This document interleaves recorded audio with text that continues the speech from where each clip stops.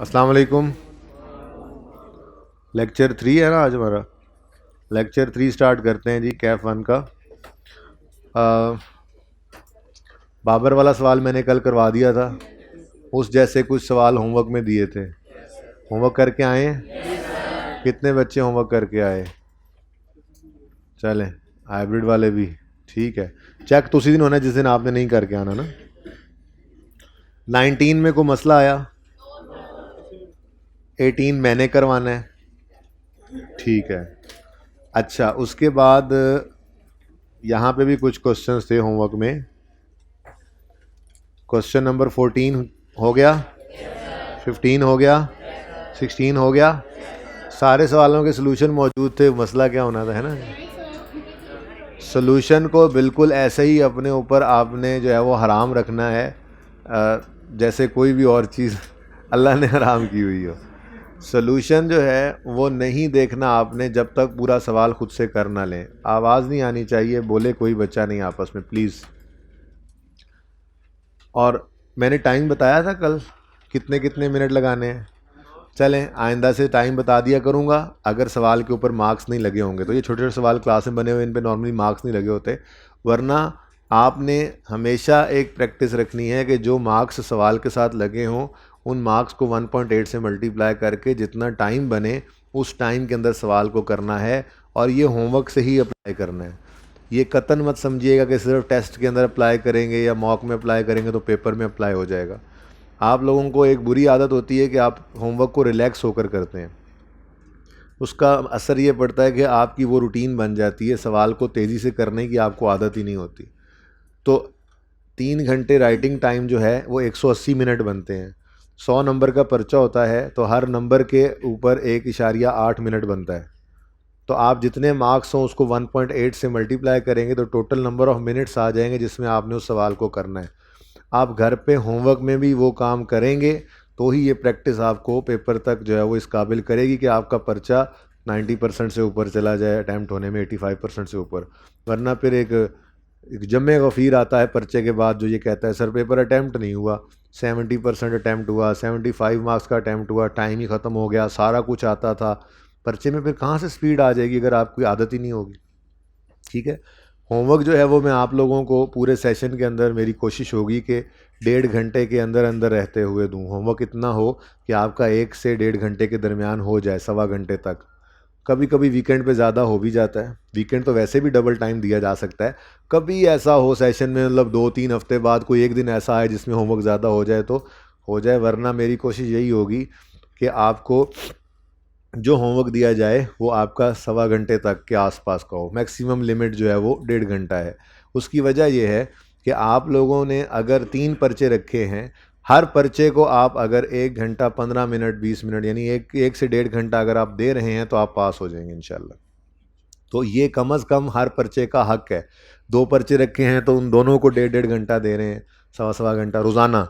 और अगर 3 रखे हैं तो तीनों को, 4 रखे हैं तो चारों को। इसलिए ज़्यादा होमवर्क मैं नहीं दूंगा आपको, लेकिन एक से 1.5 घंटे का होमवर्क ये लाजमी है।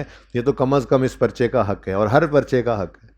हाँ, अब मसला ये होता है कि आप लोग जब होमवर्क करते हैं तो उस वक्त आप लोग होमवर्क को रिलैक्स होकर करते हैं, जिस वजह से वो 1.5 घंटे वाला होमवर्क अक्सर जो है वो 3 घंटे पे चला जाता है। आप कहते हैं बड़ा होमवर्क है, बड़ा पढ़ रहे हैं।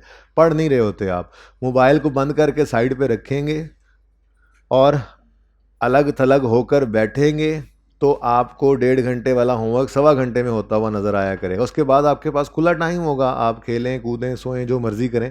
लेकिन आप काम करते हुए ये जो गैजेट्स हैं ना आपके, इनसे ज़रा थोड़ा सा दूर रहेंगे तो आपके जो टाइम है आपका वो बचेगा। ठीक है। तो होमवर्क 1 से 1.5 घंटे से ज़्यादा नहीं होगा, प्रोवाइडेड कि आप उस होमवर्क को बिल्कुल अटेंटिवली करें और ये फजूलियात जो है वो साथ रखे बगैर करें, तो मोबाइल वगैरह। ठीक है।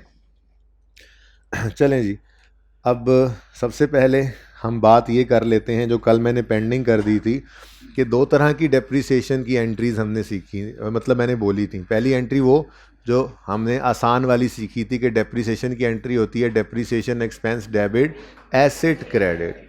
मैंने कहा था आपको ये एंट्री बिल्कुल ठीक है, ये एंट्री बिल्कुल ठीक है, ये करना भी सीखेंगे, इसके सवाल भी मौजूद हैं, करवाऊंगा भी सही। लेकिन मैंने आपको कहा था कि अकाउंटेंट्स ये कहते हैं कि एसेट के अंदर होने वाली कमी को एसेट अकाउंट में क्रेडिट करने की बजाय एक अलग अकाउंट में रख लो और उसका नाम रख दो एक्यूमुलेटेड डेप्रिसिएशन।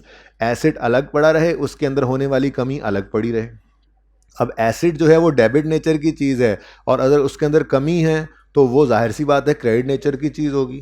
तो एसेट डेबिट नेचर की चीज़ अलग पड़ा रहे, एक्यूमुलेशन क्रेडिट नेचर की चीज़ अलग पड़ी रहे, और जब आप फाइनेंशियल स्टेटमेंट्स बनाने लगें तो बैलेंस शीट के अंदर एसेट और एक्यूमुलेशन को नेट करके बुक वैल्यू लिख लें। ठीक है, तो ये ज़्यादा बेटर प्रेजेंटेशन है डेप्शन एक्सपेंस डेबिट एक्यूमुलेटेड डेप्शन क्रेडिट वाली एंट्री जो है, ये ज़्यादा बेटर प्रेजेंटेशन है। तो फिर हम इसी को ही जो है वो सीखना शुरू कर चुके थे कल और इसी को ही हमने प्रैक्टिस किया था। थोड़ी सी बात पहले मैं इसके ऊपर करता हूँ जो आपकी क्लास में पेंडिंग रह गई थी कि हम इसको बेटर प्रेजेंटेशन क्यों कह रहे हैं। तो एक छोटा सा सवाल था जो मैंने कल नहीं करवाया था, ये क्वेश्चन नंबर 17 है। Mister Kasim purchase an asset for ₹90। कल वाले हैंडआउट के अंदर ये सवाल मौजूद है। ठीक है, on 1 January 2010 life is 3 years and year and is 31 दिसंबर। अब सवाल ने कोई मेथड ऑफ डेप्रिसिएशन नहीं बताया, तो कौन सा मेथड यूज़ करेंगे? Straight line. ठीक है, अच्छा बताया हुआ है तो अच्छी बात है, नहीं बताया होता तो हम स्ट्रेट लाइन ही यूज़ कर लेते। ठीक है, अच्छा अब लाइफ गिवन है 3 साल, कॉस्ट है 90, रेजुअल वैल्यू मिसिंग है, तो सिंपल सी बात है, कैलकुलेशन की तो कोई खास ज़रूरत ही नहीं है। हर साल की डेप्रिसिएशन कितनी होगी? 30 रुपये। ठीक है, चलो अब अकाउंट बनाते हैं जिस तरह से हमने सीखा है थोड़ी देर पहले। आप सवाल घर से करके आए होंगे, रात को किया होगा, सुबह उठ के किया होगा, तो वो अकाउंट बना लेते हैं। एसेट खरीदा 1 जनवरी 2010 को, कितने का? 90 रुपये का। एंट्री बोलें, एसेट डेबिट कैश क्रेडिट 1 जनवरी 2010। ठीक हो गया जी। अब इस एसेट की इस साल के एंड पर डेप्शन एक्सपेंस कैलकुलेट की हमने, तो वो कितनी बनी? वो तो सिंपल है ना, 30 रुपये डेप्रिसिएशन है। अब डेप्शन की वो एंट्री साथ साथ नोट ना करें प्लीज़। 30 रुपये की, ये मैं एक बार मुझे कर लेना, फिर बेशक पिक्चर ले लेना या नोट कर लेना, मैं 1-2 मिनट पॉज ले लूँगा। ठीक है, डेप्रिसिएशन की entry, depreciation expense debit accumulated depreciation credit 30 रुपये से, ये डेप्रिसिएशन एक्सपेंस आ गया, डायरेक्ट ही हमने निकाल लिया। कौन वर्किंग करे अब, सादा सी बात। साल का एंड हो गया तो 31 दिसंबर 10 पर कैरी डाउन 90 और 31 दिसंबर 10 पे एक्यूमुलेटेड डेप्शन का कैरी डाउन 30। अगला साल शुरू हुआ तो सबसे पहले क्लोजिंग बैलेंसेस को ओपनिंग बना लें 90 और 30। अब कोई और एसेट खरीदा नहीं, कोई एसेट बेचा नहीं, एसेट अकाउंट में तो कोई चेंज नहीं आनी, लेकिन एसेट इस्तेमाल तो हुआ तो डेप्रिशिएट तो होगा। तो डेप्रिसिएशन एक्सपेंस की एंट्री क्या है? अगेन वही डेप्शन expense debit accumulated depreciation credit 30 rupees से। ये 31 दिसंबर 11 की एंट्री है। ठीक है जी बेटा, आप 4th रो में आ जाएं, आप 4th रो ज़रा साथ हो जाएं बच्चों। सारा सवाल वहीं पे होगा, नया वाला सवाल। ठीक है ना, बोर्ड की वही साइड होगी, रिलैक्स होकर जगह बना के रखा करें जी। 31 दिसंबर 11 पर एसेट का क्लोजिंग कितना होगा? 90 ही होगा। एसेट का क्लोजिंग 90 रहना है भाई, क्योंकि एक्यूमुलेटेड डेप्रिसिएशन अलग पड़ी है। हाँ, एक्यूमुलेटेड डेप्रिसिएशन के अकाउंट का क्लोजिंग कितना हो जाएगा? 7। अगला साल शुरू हुआ 1 जनवरी 12, साल के पहले दिन क्लोजिंग बैलेंसेस को ओपनिंग बनाया और 60 बेटा। फिर इस साल कोई एसेट खरीदा नहीं, कोई एसेट बेचा नहीं, तो एसेट तो वही 90 का है, लेकिन डेप्रिशिएट तो होगा एसेट। तो 31 दिसंबर 12 पे depreciation expense debit accumulated depreciation credit की एंट्री आपने की यहाँ पर और क्लोजिंग बैलेंस आ गया 90। अगर मैं बैलेंस शीट के एक्सट्रैक्ट्स बनाऊं तो एसेट अकाउंट हर साल 90 की कॉस्ट शो कर रहा है। एक्यूमुलेटेड डेप्रिसिएशन का अकाउंट पहले साल में 30, फिर 60 और फिर 90।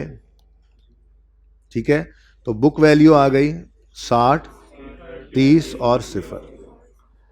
अब ये वाली बैलेंस शीट 12 के अंदर हमें क्या बता रही है कि एक एसेट हमारे पास है, लेकिन वो एसेट पूरा डेप्रीशिएट हो गया है। ऐसा एसेट जिसकी एक्यूमुलेटेड डेप्रिसिएशन बराबर हो जाए कॉस्ट के, या यूं कहें दूसरी बात कि जिसकी बुक वैल्यू 0 हो जाए, उसको हम कहा करते हैं फुल्ली डेप्रिशिएटेड एसेट। क्या कहा करते हैं जी? बस फिलहाल इससे आगे नहीं सोचना इसको कि इसको यूज़ कर सकते हैं, बिल्कुल कर सकेंगे, इसकी अकाउंटिंग जब सीखनी होगी फिर बता दूंगा। फिलहाल सिर्फ आपको इतना बताया कि फुल्ली डेप्रिशिएटेड एसेट क्या होता है।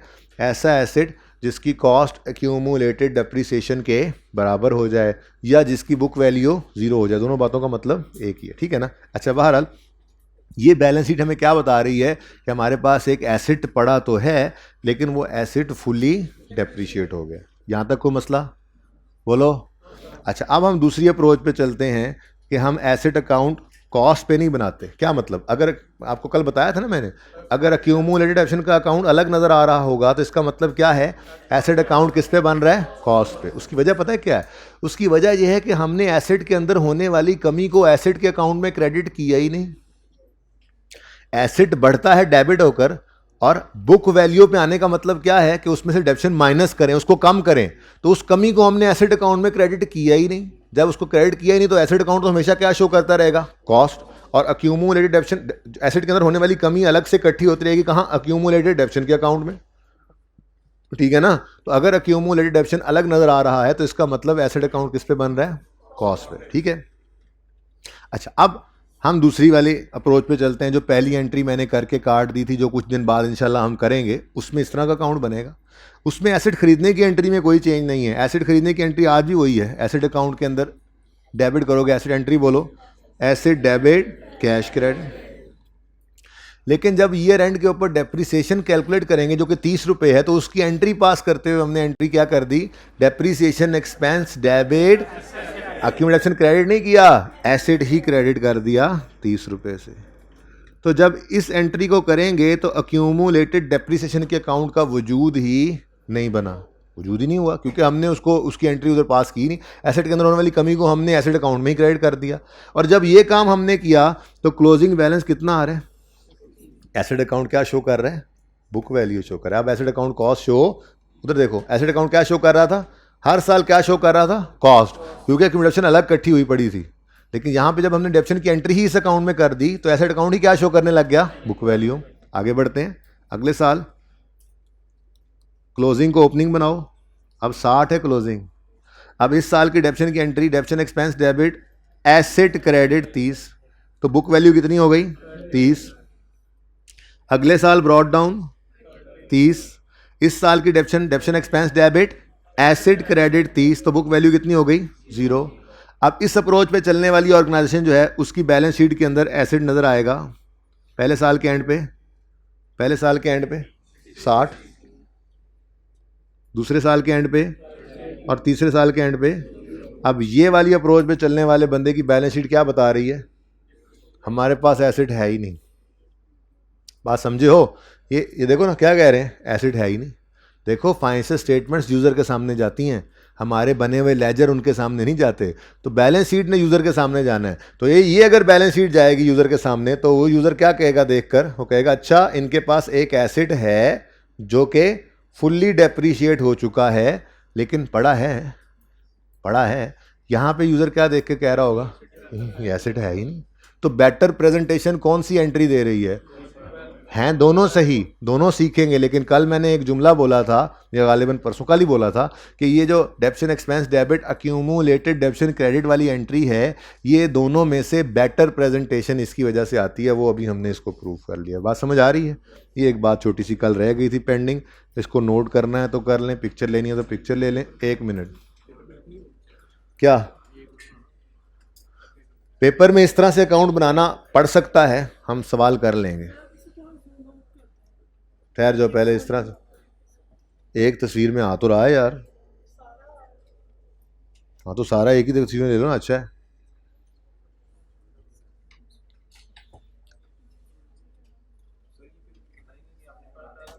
वो देखेंगे ना जब करेंगे। तो फिलहाल तो मैंने ये काम करवाया ही नहीं, फिलहाल तो वो काम कर रहे हैं। वो समझ आ रहा है ना? करते रहो, फिर जिसकी बारी जब आएगी तो देख लेंगे। बेटा देखें, ये हैं तो वैसे पैटी इश्यूज, लेकिन अगर रिक्वायरमेंट में उसने लेजर मांगे हो तो फिर डेप्रिसिएशन एक्सपेंस पूरा ही लिखना बेहतर है। फिर एब्रीविएशंस यूज नहीं करने आपने।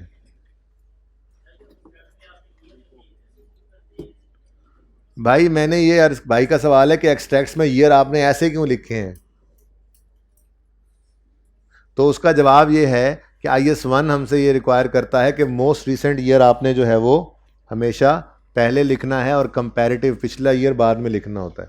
तो बहरहाल को बहुत बड़ा गुनाह भी नहीं है कि आप 10, 11, 12 लिख दें, लेकिन जब बता दिया है तो 12, 11, 10 ही लिखना ज़रूरी है, ठीक है ना। ये IS1 की रिक्वायरमेंट है प्रेजेंटेशन की। यानी आपको फाइनेंशियल स्टेटमेंट्स जब भी नज़र आएंगी वो इसी तरह से नज़र आएंगी कि आपका 12 पहले होगा, फिर उसका कंपैरेटिव 11, या अगर 11 की बना रहे हैं तो 11 पहले होगा और उसका कंपैरेटिव था। कंपैरेटिव ईयर कहते हैं पिछले ईयर को। आप 12 में खड़े हो तो उसका कंपैरेटिव 10 नहीं है, 12 में खड़े हो तो उसका कंपैरेटिव 13 नहीं है। अगर आप 12 में खड़े हो तो उसका कंपैरेटिव इमीडिएटली पिछला साल 11 है, 11 में खड़े हो तो इमीडिएटली पिछला साल 10। तो पहले आपने रीसेंट ईयर को लिखना होता है और फिर कंपैरेटिव को। सवाल है, अंगड़ाई ले रहे थे? अच्छा अच्छा जी, नोट हो गया। चलें जी, अब आज वाला सवाल, जो बाकी तो सोल्यूशन वाले थे ना, एक वो एहसान वाला सवाल था जो सोल्यूशन वाला नहीं था। कितने बच्चों ने वो अटैम्प्ट किया है? ये इस क्लास के अंदर पढ़ाई का रुझान ज़रा कम लग रहा है। पहले वाली क्लास 100% होमवर्क करके आई हुई थी आज। तो सुबह सुबह आते हैं ना वो लोग, फ्रेश होते हैं, पढ़ने वाले बच्चे हैं, सुबह आते हैं। जो नालायक लोग हैं ना पढ़ने वाले हैं, वो फिर बाद में आते हैं। आप वो टेक्स्ट फिर सही पढ़ रहे होंगे, ये सही नहीं पढ़ रहे। कितने बच्चों ने होमवर्क में ये क्वेश्चन नहीं किया? कौन सा क्वेश्चन जी? ये वाला क्वेश्चन। हाथ खड़ा करें, कितनों ने ये नहीं किया? नहीं किया, क्यों नहीं किया? हाथ खड़ा रखें, हाथ खड़ा रखें, क्यों नहीं किया? फर्स्ट डे है, फर्स्ट डे है तो फिर पहले दिन ही होमवर्क नहीं किया हुआ, हद होगी। पहले दिन एक बच्चा पहले दिन ही होमवर्क ना करके आए, तौबा तौबा तौबा जी। और हाथ खड़ा करें, हाथ खड़ा करें, क्यों नहीं किया होमवर्क? हैं? यही नहीं किया, यही तो करने वाला सवाल था, बाकी तो सोल्यूशन देके कर लिया तुमने। हाथ खड़ा करें। अकाउंटिंग चल रही है, पहला दिन है। चलो फिर कोई एक बंदा स्पेशल रखते हैं जो आपको बताया करे सिर्फ आके कि ये होमवर्क है और ये नहीं है, जाके बैठा करो क्लास में। बहुत अफसोस हुआ वैसे, बहुत अफसोस। हाइब्रिड में से कितने बच्चों ने नहीं किया हुआ ये होमवर्क? हाइब्रिड में से बड़े अफसोस की बात है जी, बड़े अफसोस की बात है। शर्म आनी चाहिए आप लोगों को।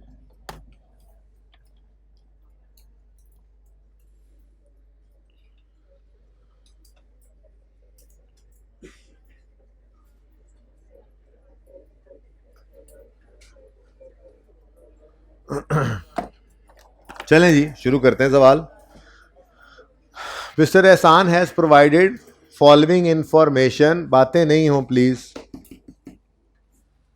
एज ऑन यकम जनवरी 12, या ये यूं भी लिखा हो सकता है सवाल में, following balances are appearing in the books of Ehsan as on यकम जनवरी 12।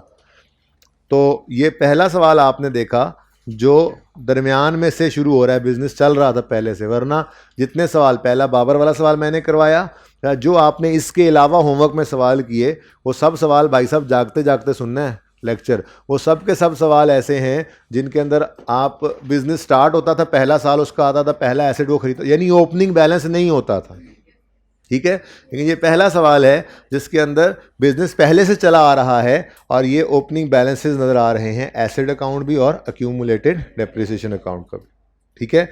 तो ओपनिंग बैलेंसेस हैं तो अच्छी बात है, हम ओपनिंग बैलेंसेस लिख लेंगे। थाउजेंड्स में क्वेश्चन मैंने ये सॉल्व किया पिछली क्लास में, तो जाहिर है आपके लिए भी फिर थाउजेंड में सॉल्व करूंगा, ठीक है। तो रुपीज़ इन थाउजेंड्स के अंदर, लेकिन मैं पॉइंट्स के बाद डेसिमल राउंड नहीं करूंगा, ताकि घर पे जिस बच्चे ने फुल अमाउंट के साथ भी सवाल किया है तो वो भी इसको मैच कर सके, ठीक है। तो यकम जनवरी 2012 पे एसेट अकाउंट, आमिर भाई नज़र आ रहा है? ये यहाँ तक नज़र आ रहा है, हाइब्रिड वाला यहाँ तक नज़र आ रहा है ये इस कैमरे में? आमिर भाई को चेक करें ना, नज़र आ रहा है यहाँ तक कैमरे में? पता नहीं, हाथ नहीं खड़ा किया, नज़र आ रहा है? अच्छा ठीक है, ओके जी। ओपनिंग बैलेंस है यकम जनवरी 12 पे, एसेट अकाउंट 900 और अक्यूमुलेटेड डेप्रिसिएशन 350। तो यकम जनवरी 2012 पर ब्रॉड डाउन 900 एसेट अकाउंट का, और यकम जनवरी 12 पे ब्रॉड डाउन, इसके भी नंबर होते हैं अकाउंटिंग में, इसके भी नंबर होते हैं। सवाल से उठा के ओपनिंग लिखा आपने, ये कॉन्सेप्ट था ना, एसेट अकाउंट का ओपनिंग डेबिट साइड पे आता है, एक्यूमुलेशन का ओपनिंग क्रेडिट साइड पे आता है, ये भी कॉन्सेप्ट है, इसके भी मार्क्स होते हैं। अकाउंटिंग में हर स्टेप के ऊपर मार्क्स मिलते हैं। सवाल सारा सही होना ज़रूरी नहीं है पास करने के लिए, हाँ, लेकिन हो जाए तो कर लेना, ये ना हो कि आधे आधे सवाल ही सही करके आ जाओ। अच्छा, सवाल सारे सवाल आधा आधा सही हो जाए तो पेपर पास हो जाएगा, ठीक है, हो जाता है, हो जाता है। सारा सवाल सही करना ज़रूरी नहीं है। अगर सारा सवाल बिल्कुल सही करना ज़रूरी होता तो फिर यहाँ पे तो हम भी ना खड़े होते। पर्चे के अंदर बहुत सारे प्रेशर्स होते हैं बेटा आप लोगों के ऊपर, तो ज़रूरी नहीं है कि आपका सारा सवाल सही हो। गलती पे गलती के नंबर भी नहीं कटते, समझाऊंगा इंशाल्लाह आपको। एक गलती आपने कर दी, उसके नंबर कट गए, बस उससे आगे सवाल करते रहे तो उसके कैरी फॉरवर्ड नहीं होगी वो गलती, आगे जहाँ जहाँ यूज़ हुई वहाँ पे नंबर कटें, ऐसा नहीं होता अकाउंटिंग के अंदर, वरना तो कोई भी पास ना हो, ठीक है। छोटी सी गलती हुई, सारा सवाल आगे गलत, ऐसे थोड़ा ही होता है, ठीक है। तो हर स्टेप पे मार्क्स मिल रहे हैं जी। ओपनिंग बैलेंसेस लिख लिया हमने। उसके बाद क्या है जी, following additions took place during the year ended 31 December 2012। यकम मई 12 को 1,80,000 का एक एसेट खरीदा, यकम अगस्त 12 को 1,30,000। आज जर्नल एंट्रीज नहीं करेंगे, आज डायरेक्ट बस एंट्री बोलकर पोस्ट करेंगे। तो एसेट खरीदने की एंट्री पास होने वाले बच्चे बोलेंगे asset account debit, cash account credit. किस दिन? यकम मई 2012 को एसेट डेबिट कैश क्रेडिट 180, ठीक है जी। उसके बाद नेक्स्ट, यकम अगस्त 12 पे 1,30,000 का एसेट खरीदा, 130 को ले, ठीक है। किस दिन? यकम अगस्त 12 को। एंट्री बोलें 1,30,000 से एसेट का अकाउंट डेबिट, कैश का अकाउंट क्रेडिट, यकम अगस्त 2012। एसेट का अकाउंट अब क्लोज हो सकता है, ठीक है, लेकिन चलो एंड पे ही करेंगे सारी क्लोजिंग, ठीक है। अब और कोई एडिशन नहीं है। डिस्पोजल तो अभी हमने इंशाल्लाह आज शुरू नहीं किया, कल में भी शुरू कर दें अगर आप लोगों के हालात ठीक हुए रिड्यूसिंग बैलेंस में, तो ठीक है। अच्छा, क्योंकि आज रिड्यूसिंग बैलेंस शुरू करना है ना, इसकी थोड़ी प्रैक्टिस कर लें उसके बाद जी। उसके बाद क्या है जी, rate of depreciation 20% straight line है। कितने बच्चों ने ये नहीं पढ़ा था और 10% ही कर दिया था? 2-3 सवालों में 10% करने के बाद आदत हुई होती, चलो जी 10% ही होना है कोई ऐसा बच्चा? सवाल करने के बाद देखा ओहो ये तो 20% है। होंगे ज़रूर, मान नहीं रहे, होंगे ज़रूर, मुझे पता है। चलें, 20% डेप्रीसिएशन का रेट है। सवाल में और कोई एडिशन नहीं है, तो नेक्स्ट स्टेप क्या है? डेप्रीसिएशन एक्सपेंस कैलकुलेट करना है for the year ended 31 December 2012 जी। तो सबसे पहले क्या करना है? ओपनिंग एसेट्स पर डेप्रीसिएशन कैलकुलेट करनी है, ठीक है। तो ऑन ओपनिंग एसेट्स, सारा काम कल वाला मैं दोबारा कर रहा हूँ। इनफैक्ट आज दूसरा मेथड पढ़ाऊंगा ना, तो उसके बाद भी सारा काम कल वाला होगा, थोड़ा सा चेंज कर लेंगे बीच में जहाँ जहाँ चेंज करना है, ठीक है ना। सली से देखते रहें। अच्छा, मैंने आपको कल ये बात बताई थी, दोबारा सुन लें।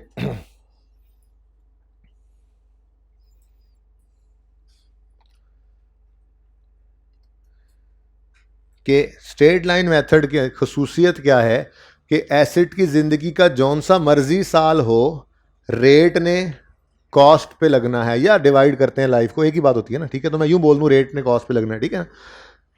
स्ट्रेट लाइन मेथड हो तो एसेट्स की ज़िंदगी का जौन सा मर्जी साल हो, रेट ने किस पे लगना होता है? कॉस्ट पे। अब ओपनिंग एसेट्स का मतलब क्या होता है? वो एसेट्स जो पिछले साल के एंड तक हमारे पास मौजूद थे, पिछले साल के एंड पे हमारे पास पड़े थे। देखें, ओपनिंग और एडिशन ऑन फर्स्ट डे दोनों में फ़र्क है। अगर आप साल के पहले दिन ही कोई एसेट खरीद लेते हैं ना, मिसाल के तौर पे यहाँ यकम जनवरी 12 पे 900 ओपनिंग था, आगे लिखा होता ये एसेट यकम जनवरी 12 को खरीदा है, तो दोनों में फ़र्क है। क्यों? ओपनिंग की कोई एंट्री नहीं है, लेकिन एडिशन साल के पहले दिन भी होगा तो उसकी जर्नल एंट्री करनी पड़ती है हमें, दोनों में फ़र्क है। बहरहाल मैं क्या कह रहा था, ओपनिंग एसेट्स वो एसेट्स होते हैं जो पिछले साल से हमारे पास चले आ रहे हैं। तो अब ये इनका ओपनिंग एसेट्स का ये सब्सिक्वेंट ईयर है, दूसरा हो सकता है, तीसरा हो सकता है, जो सा मर्जी हो, ठीक है। सब्सिक्वेंट ईयर है ना, साल ज़िंदगी का पहला साल तो नहीं है, बोलो। लेकिन जौन सा मर्जी साल हो, अगर method of depreciation straight line है तो रेट ने किस पे लगना होता है? कॉस्ट पे। रेट ने किस पे लगना है? इसलिए हमें ओपनिंग एसेट्स की क्या चाहिए? कॉस्ट। रेट लगाने के लिए क्या चाहिए? ओपनिंग एसेट्स की कॉस्ट। तो हमने यहां पे कल क्या अंग्रेजी लिखी थी, याद है कुछ? Opening cost of all assets, और उस पर क्या लगा दिया था, रेट, और फ्रैक्शन भी लगा देंगे। एक जुमला लिखवाया था, नेवर अप्लाई फ्रैक्शन हेयर। यहां पर हम सिर्फ उन एसिड्स को लेते हैं जो साल के पहले दिन से, जुमला लिखवाया था, जो साल के पहले दिन से साल के आखिरी दिन तक हमारे पास मौजूद, को भी जरा रिफाइन कर लेते हैं। अब कल मौजूद लिखवाया था, आज मैं लफ्ज बदल रहा हूं थोड़ा सा। क्या, यहां पर हम सिर्फ उन एसिड्स को लेते हैं जो साल के पहले दिन से साल के आखिरी दिन तक हमारे पास इस्तेमाल हों। ठीक है, बहरहाल चलें, छोड़े, कोई बात नहीं, मौजूद भी चलेगा। अच्छा, अब फ्रैक्शन नहीं लगाना, मेथड स्ट्रेट लाइन है, तो ओपनिंग की क्या चाहिए, कॉस्ट। क्या चाहिए, कॉस्ट। और उसको ढूंढने के लिए सवाल की तरफ जाने की बजाय अकाउंट से आके हम यहाँ से ये ओपनिंग, एसेट अकाउंट किस पे बन रहा है, कॉस्ट। कैसे पता चला, अक्यूमुलेशन अलग पड़ा है, इसका मतलब यहाँ पर जो कुछ भी नजर आ रहा है वो कॉस्ट ही है। वो चाहे एडिशन है, चाहे ओपनिंग है, चाहे क्लोजिंग होंगे, क्या नजर आएगी, वो कॉस्ट। अब हमें क्या चाहिए, ओपनिंग कॉस्ट ऑफ ऑल। वो सवाल के अंदर गिवन है कितनी, 900। तो 900 पे हमने रेट ऑफ डेप्रिसिएशन लगा दिया 20%। आंसर क्या आया, 180। सही है। नेक्स्ट, उसके बाद वो जो ओपनिंग में नहीं थे, यानी पिछले साल से नहीं आ रहे थे, जो इस साल खरीदे हैं, यानी एडिशन जो हुए हैं, अब उनके ऊपर डेप्रिसिएशन कैलकुलेट करनी है। ठीक है, तो ऑन एडिशंस, दो हैं एडिशंस। पहला एडिशन 180, रेजल वैल्यू गिवन है, स्ट्रेट लाइन मेथड है, गिवन होती तो माइनस करते, लेकिन अब मैंने कहा था कल आपको कि बस एक बार लिख रहा हूं, अब मैं -0 नहीं लिखा करूंगा। ये याद रखना अब आपका काम है टेस्ट तक, कि अगर स्ट्रेट लाइन मेथड और रेजल वैल्यू आ जाए तो जहां जहां डेप्शन कैलकुलेट करनी है वहां वहां कॉस्ट मैसेज से माइनस करना है। ठीक है ना, नहीं गिवन तो मैं टाइम ज़ाया नहीं करूंगा पर्चे के अंदर बैठ के। ठीक है, बस कॉस्ट इंटू 20%, फ्रैक्शन लगेगा, बिल्कुल लगेगा। ये किस दिन आया है, यकम मई को। जनवरी फरवरी मार्च अप्रैल में ये नहीं था, 4 महीने नहीं था, 8 महीने रहा हमारे पास। ठीक है, इंटू 8/12, 24। और दूसरा एडिशन कितना है जी, 130 इंटू 20% इंटू किस दिन आया है, यकम अगस्त को। अगस्त, सितंबर, अक्टूबर, नवंबर और दिसंबर, 5/12। अच्छा, 11 ना करो, क्योंकि कुछ बच्चों ने ना 1000 में नहीं सवाल किया होगा। मैंने पहले उनसे ये बात की थी कि मैं राउंड नहीं करूंगा, तो बिल्कुल एग्जैक्ट पूरी फिगर लिखवाओ। 83, 1000 में किया है तो 3 फिगर ही लिखी होंगी ना। अब जिन्होंने 1000 में सवाल को राउंड नहीं किया, उनका आंसर यहाँ पे आएगा 10,833। ठीक है, मैंने 10,833 लिख लिया उनके लिए। ओके जी, टोटल बता दें, 214.833। ठीक है जी। ये क्या है, ये क्या है, depreciation expense for the year 12 है। इसकी एंट्री क्या करोगे, depreciation expense debit, accumulated depreciation credit. दिमाग में करना है, डेप्रिसिएशन एक्सपेंस बनाने की जरूरत नहीं है, रिक्वायर्ड नहीं है। ठीक है, तो डेप्रिसिएशन एक्सपेंस डेबिट और अक्यूमुलेटेड डेप्रीसिएशन 214.833। और यहां पर वर्किंग का रेफरेंस दें कि ये मैंने वर्किंग 1 में एग्जामिनर साहब ये कैलकुलेट की है फिगर, रेफर कर दें वर्किंग। ठीक है, 31 दिसंबर 2012। तो पहला साल एंड हो गया, क्लोजिंग बताएं। 1210 एसेट की कॉस्ट आ गई, और 31 दिसंबर 12 पर, क्योंकि ये लिख दूंगा फिर गलती बच्चों ने निकाल लेनी है जी, 0.833, 564। अब एंड वालों ने रोला ना डाल दे, दोबारा लिख देता हूँ, 564.833। जिन्होंने रुपीस के अंदर ये सवाल किया है उनका आंसर होगा यहाँ 564,833। डन जी। 2012 के एक्सट्रैक्ट्स अगर बनाए तो depreciation expense for the year कितना आया, 214.833। एसेट अकाउंट क्लोजिंग कितना शो कर रहा है, 1210। लेकिन बैलेंस शीट में डेप्रिसिएशन एक्सपेंस नहीं जाता फॉर द ईयर, बल्कि क्लोजिंग बैलेंसेस जाते हैं। एक्यूमुलेटेड डेप्रिसिएशन का क्लोजिंग बैलेंस 564.833। एंड वालों नजर आ रहा है 564.833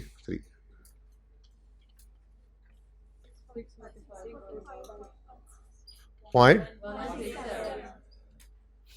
पहले साल की इनकम स्टेटमेंट भी बन गई और मुकम्मल नहीं है, एक्सट्रैक्ट्स हैं। पूरे सवाल के अंदर ये सारा कुछ आ जाए तो हमने रिलेवेंट चीज़ें यहाँ पहुँचानी है इस टॉपिक से रिलेटेड, ठीक है।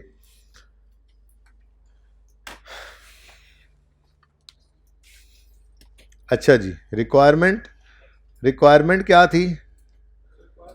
हाँ, 13 के साल का भी अकाउंट बनाना है। अच्छा, कितने बच्चों का यहाँ तक सवाल बिल्कुल सही नहीं था? कितने बच्चों की गलती हुई बताएं, बता दें। ऐसे नहीं हो सकता कि ना हुई हो जी। क्या गलती हुई थी बेटा? यहाँ मंस गलत हुए? क्या हुआ? गलती शेयर करें, शाबाश, सीखते हैं हम सारे। माइनस क्या माइनस? मंस गलत लिए। अच्छा, ये सारी डिडक्शन को ऐड नहीं किया था। ये बड़ा ध्यान रखना, ये खामखा ये गलती हो रही है बच्चों से, ठीक है ना। पिछली क्लास में भी ये गलती रिपीट हुई है। बच्चे कहते हैं जी हमने ये ऐड नहीं किया। ये सारा ही deduction expense for the year है। ये वो एसेट्स की डिडक्शन है जो पहले से चले आ रहे हैं, ये वो जो हमने इस साल खरीद के इस्तेमाल किए, ठीक है। अभी बेचेंगे तो वो भी ऐड हो जाएगा, डिस्पोजल वाली डिडक्शन भी। और किसकी गलती हुई? और मंथ्स की गलती हुई। ये छोटी मोटी गलतियां इंशाल्लाह ये आज के होमवर्क में कोशिश करेंगे कि हमारी ना आए। किसी ऐसे सवाल में गलती नहीं हुई होगी जिसका सोल्यूशन मौजूद है ना। सोल्यूशन ना देखा करें पहले, ठीक है, पास होने वाले बच्चे, ओके, सवाल करने के बाद। अच्छा जी, अब 13 का साल भी है। ये कितने बच्चों ने पढ़ लिया था? कितनों से ये रह गया था, 13 छोड़ दिया, भूल गए, 13 नहीं किया, 12 पे एंड कर दिया? हैं ऐसे बच्चे भी माशाल्लाह। उस्ताद को पता होता है, मानते 2-4 ही हैं, होते 10, 12, 15 हैं वो वाली गलती वाले, ठीक है। 13 में कोई एडिशन कोई डिस्पोजल नहीं हुआ तो सवाल तो आगे हो ही नहीं सकता। भाई एडिशन डिस्पोजल नहीं है तो क्या हुआ? एसिड तो पड़े हैं, इस्तेमाल तो हुए हैं, डेप्रीशिएट तो हुए हैं, तो ठीक है, माना कि सबसे पहला काम क्या करना है? यकम जनवरी 13 पर क्लोजिंग बैलेंसेस को क्या करना है? ओपनिंग बनाना है। तो 12-10 ओपनिंग बन गया, और यहाँ पर यकम जनवरी 13 पर 564.833 ओपनिंग बन गया। अब कोई एडिशन नहीं है, कोई डिस्पोजल नहीं है, तो एसेट अकाउंट जो ओपनिंग है वही क्लोजिंग बन जाएगा। 31 दिसंबर 13 पर 12,10,000, और जब कोई ओपनिंग वही क्लोजिंग बन गया है तो यहाँ पे भी जो ओपनिंग है वही क्लोजिंग बन जाएगा। क्या हुआ? अच्छा, डेप्रिसिएशन एक्सपेंस कैलकुलेट करना है, चलो कर लेते हैं, कोई मसला नहीं। डेप्रिसिएशन एक्सपेंस की वर्किंग चल रही है, यहाँ लिख देते हैं for the year ended 31 December 2013। Opening assets बिल्कुल हैं, मौजूद हैं ऑन ओपनिंग एसेट्स। ये ओपनिंग एसेट्स पड़े हैं, सारे के सारे ओपनिंग ही हैं, एडिशन तो कोई है ही नहीं। अब 12,10,000 पर 20% लगाया आपने, कोई फ्रैक्शन नहीं लगना, सारा साल इस्तेमाल हुए, साल के पहले दिन पे ही हमारे पास मौजूद हैं, ठीक है ना।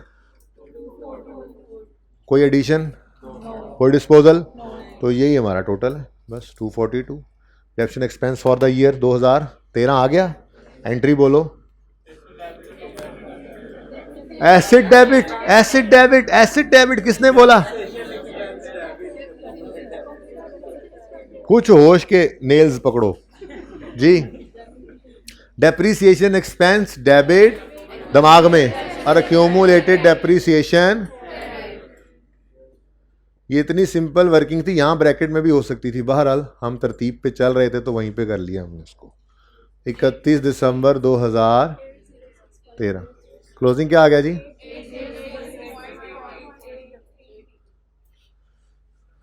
ठीक है।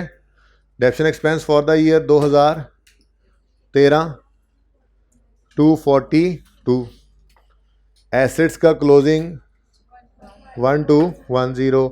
एक्यूमुलेटेड डेप्रिसिएशन का क्लोजिंग 806.833, और बुक वैल्यू 403.167। कितने बच्चों का ये सवाल बिल्कुल सारा सही था, बिल्कुल सारा सही था। कम है, देखें पिछली क्लास में ज़्यादा थे ये, मैंने कहा बता दूं।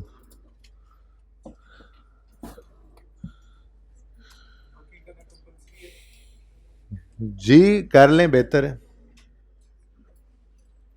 देखें ना, मैं नहीं देना है। देखें मेरी बात सुने, इस फिगर के मार्क्स हैं मिसाल के तौर पे 1.5, और इसको यहाँ पर पोस्ट करने के मार्क्स हैं 0.5, तो इन टोटल ये 2 नंबर की एक एडजस्टमेंट है मिसाल के तौर पे। अब इसमें से आपने ये सही कर लिया, ये सही कर लिया, यहाँ पे मंथ्स गलत लिख गए, तो आपको 0.5 मिल गया, ये 0.5 यहाँ कट गया, 1 नंबर मिल गया यहाँ से, ठीक है ना।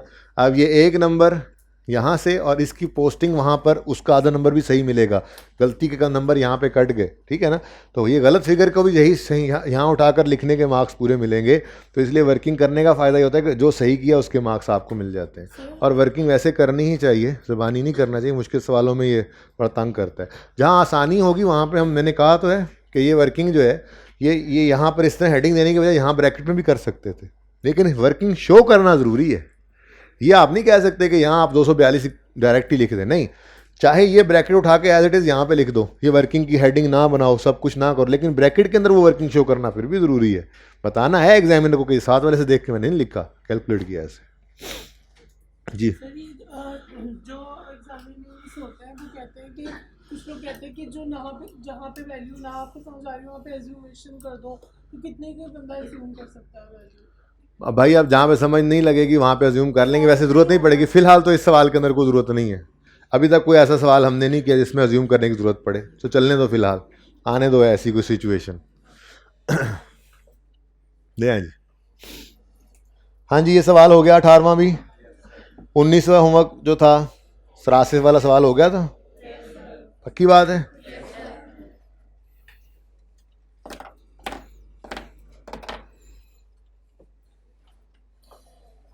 थोड़ा कंफर्टेबल हैं अब स्ट्रेट लाइन मेथड से, अकाउंट्स भी बनाने आते हैं अब। डिस्पोजल अभी मैंने नहीं पढ़ाया, वो इंशाल्लाह कल शुरू करेंगे।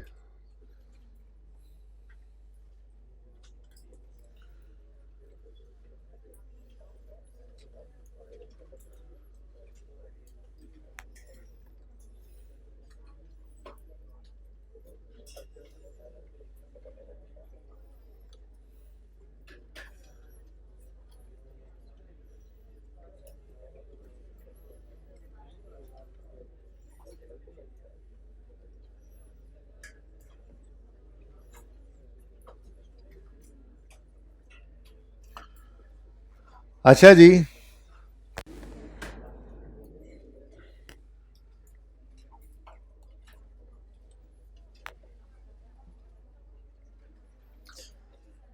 दूसरा मेथड ऑफ डेप्रिसिएशन आज पढ़ना शुरू करते हैं जी। पहले कौन सा पढ़ा था जी?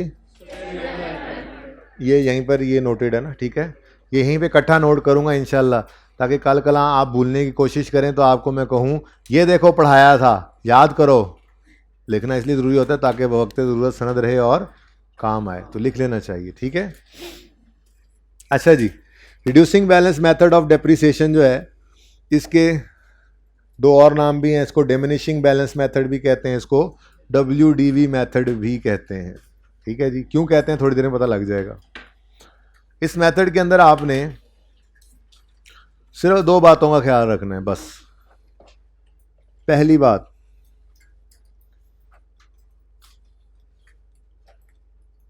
Ignore residual value while calculating depreciation expense, while calculating depreciation expense।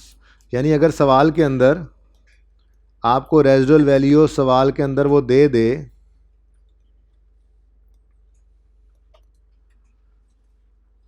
तो जैसे अभी तक आप करते आए कॉस्ट माइनस रेजिडुअल वैल्यू, वो काम आपने अब नहीं करना। क्यों नहीं करना, थोड़ी देर में इंशाल्लाह पता लग जाएगा, ओके। दूसरी बात,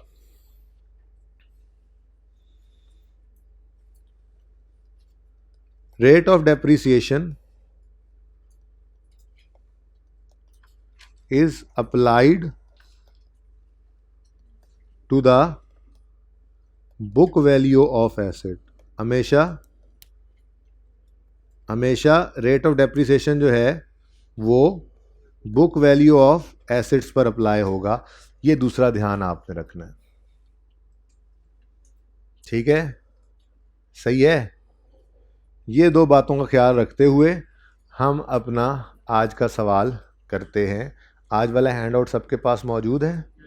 हाँ, साइम वाला क्वेश्चन, अच्छा कोई बात नहीं, मेरे पास मौजूद है, मैं ओपन कर लेता हूँ, जाते हुए पकड़ लीजिएगा, कोई मसला नहीं है, ठीक है, एंड पे मौजूद।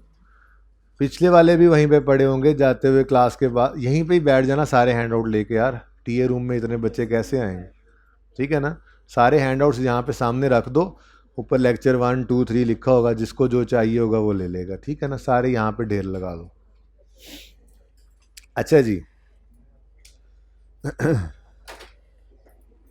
आज के हैंड आउट के अंदर जी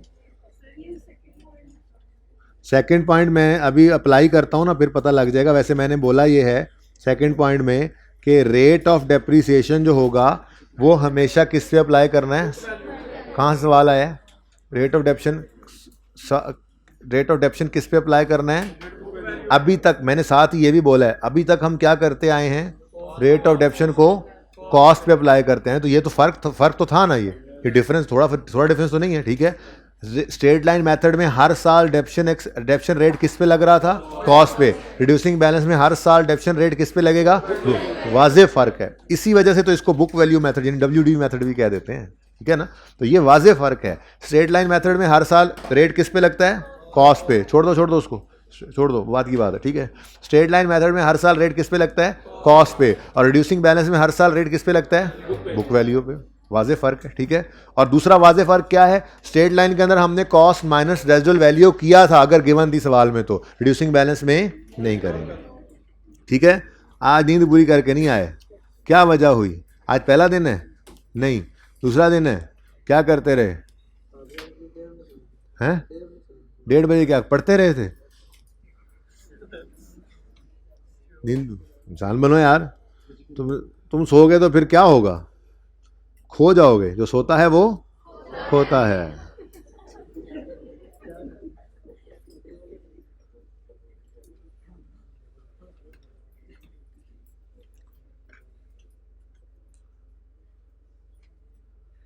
मतलब लूज करता है। आप लोग क्या समझ रहे हैं? आप लोग हंसे क्यों हैं? जो सोता है वो खोता है, मतलब वो लूज करता है। आप लोग क्यों हंस रहे हैं? पता नहीं, इसमें कौन सी ऐसी हंसने वाली बात है? वो डंकी है, मतलब आप लोग ये कह रहे हैं? नहीं, ऐसी कोई बात नहीं। अच्छा जी, साइम वाला सवाल सबके सामने नहीं है तो अभी आ जाता है, मैं ये ओपन कर रहा हूं। देखो आगे मैंने आज मैंने क्वेश्चंस के साथ लिख दिया 2 मिनट 5 मिनट, फिर ये 28वां मैंने करवाना है अभी क्लास में, फिर ये 29वां 10 मिनट में करना है, फिर ये अब आपके अंदर इंप्रूवमेंट आ रही है, 30वां 8 मिनट में करेंगे आप, फिर 31वां 5 मिनट में, 32वां 5 मिनट में। ये इंप्रूवमेंट है जो आपने लानी। अच्छा इस टाइम में नहीं होगा, आज पहला दिन है, दूसरा दिन है, कोई बात नहीं, 5 मिनट वाला 10 मिनट में हो जाएगा, लेकिन आना यहाँ तक ज़रूर है। हाँ, ये नहीं कि बस ठीक है हर आज पहला दिन है 5 वाला 8 मिनट में हुआ 10 मिनट में हुआ, चलो रोज़ ही ऐसा करेंगे, नहीं, अपने आप को इम्प्रूव करना है। इंशाल्लाह मैं क्लास के अंदर भी क्वेश्चंस जो है वो बच्चों से सॉल्व करवाया करता हूँ, तो कल से इंशाल्लाह वो प्रैक्टिस भी शुरू करेंगे। आपको टाइम दूंगा 2-4 मिनट 5 मिनट, और फिर खुद मैं आकर देखा भी करता हूँ। आज भी ऐसा हो सकता है, हाइब्रिड में चक्कर लगा था एक मेरा, 2-3 बच्चे पकड़े गए जो कुछ भी नहीं कर रहे थे, उन्हें कहा उस्ताद ने कह रहा आना है, उस्ताद थे आ गया, ठीक है। हाँ। फिर वो कहने लगे बड़ा उस्ताद है यार तू। अच्छा, mister Saim purchase an asset costing 2 lakh on 1 January 19। The asset has a residual value of 19,850 at the end of its useful life. ये ना सवाल के अंदर थोड़ी सी कमी है, लेकिन आपने नहीं लिखनी, इसकी ज़रूरत नहीं है आपको फ़िलहाल, वैसे मैं लिख रहा हूँ eight the end of its useful life. ये जो मैंने सवाल जब बनाया था ना, तो उस वक्त मैंने इसमें यूजफुल लाइफ जो थी वो 5 साल अज्यूम की थी। Eight the end of its useful life of 5 years, इसको बिल्कुल भी कोई नहीं यूज़ करना हमने ये 5 ईयर्स को। रेट गिवन है डेप्रिसिएशन का। रिड्यूसिंग बैलेंस मेथड में हमेशा रेट नहीं अप्लाई होना है, कभी भी लाइफ वाला काम आपने नहीं करना उसको डिवाइड करने वाला, ठीक है ना, ये याद रखना। रिड्यूसिंग बैलेंस मेथड में रेट नहीं होगा तो उसको निकालने का फॉर्मूला है, वो निकाल लेते हैं, ठीक है ना। वो 1/5 वाला काम नहीं करना, वो भी देखते हैं, वो थोड़ी देर में देखते हैं। फिलहाल तो मैं सिर्फ ये कह रहा हूँ कि आपको इस लाइफ की कोई ज़रूरत नहीं है। रेट ऑफ डेप्रिसिएशन गिवन है 37%। 2 बातें सिर्फ अभी तक याद रखनी है हमने। रिड्यूसिंग बैलेंस मेथड आ जाए तो रेजुअल वैल्यू चाहे गिवन भी हो सवाल में, कॉस्ट में से उसको माइनस नहीं करना डेप्शन निकालते हुए, और दूसरा रेट ने किस पे लगना है, बुक वैल्यू पे। बस ये 2 बातें याद रखनी, याद रहेंगी। देखते हैं फिर। 2 लाख कॉस्ट है, यकम जनवरी 19 डेट ऑफ परचेज है, रेजुअल वैल्यू 19,850 है, ऐसे डेप्रिशिएट होगा under reducing balance method at 37%। Compute depreciation for 19, 20, 21, 22, 23 पूरे 5 साल की उसकी ज़िंदगी की डेप्रिसिएशन हमने निकालनी है, ठीक है। करें शुरू।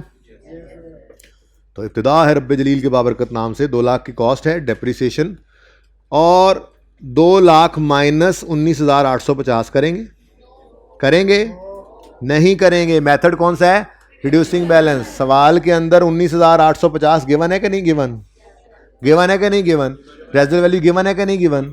घर पे जो सवाल किए स्ट्रेट लाइन से थे, रेजुअल वैल्यू गिवन थी तो कॉस्ट में से माइनस किया था। लेकिन ये रिड्यूसिंग बैलेंस का सवाल है, इसमें रेजुअल वैल्यू गिवन भी होगी तो क्या करना है, ठीक है। तो 2 लाख, ओहो, लेकिन दूसरी बात भी तो है, दूसरी बात भी तो है। एक तो चलो ये हो गया कि हमने रेजुअल वैल्यू को इग्नोर कर दिया वाइल कैलकुलेटिंग डेप्रिसिएशन, लेकिन रेट ऑफ डेप्रिसिएशन तो बुक वैल्यू पे अप्लाई होना है। हमारे पास तो बुक वैल्यू है ही नहीं।